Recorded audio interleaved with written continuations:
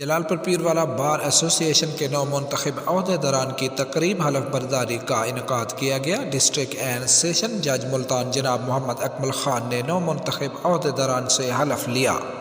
اس موقع پر Akhtar Hussain کلیار additional session جج جلال پور، مکرم حسین سینئر سول جج بھی ہمراہ تھے۔ اس موقع پر ڈسٹرکٹ اینڈ سیشن جج ملتان نے جوڈیشل کمپلیکس جلال پور میں ریکارڈ روم کا بھی افتتاح کیا۔ اس موقع پر ڈسٹرکٹ اینڈ سیشن جج ملتان جناب محمد اکمل خان کا کہنا تھا کہ جلال پور پیر والا بار ایسوسی ایشن ایک پروفیشنل بار ہے۔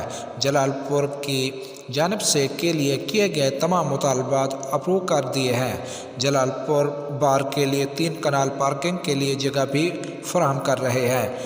19.86 ملین کی لاگت سے ریکارڈ روم جبکہ 37,61,000 کی لاگت سے سیکورٹی روم بھی بنائے جا رہے ہیں۔ جلال پور جوڈیشل کمپلیکس کے لیے مزید ترقیاتی منصوبہ جات پر بھی کام جاری ہے۔ ڈسٹرکٹ اینڈ سیشن جج ملتان کا کہنا تھا کہ میرے دروازے تمام وکلاء کے لیے ہر وقت کھلے ہیں۔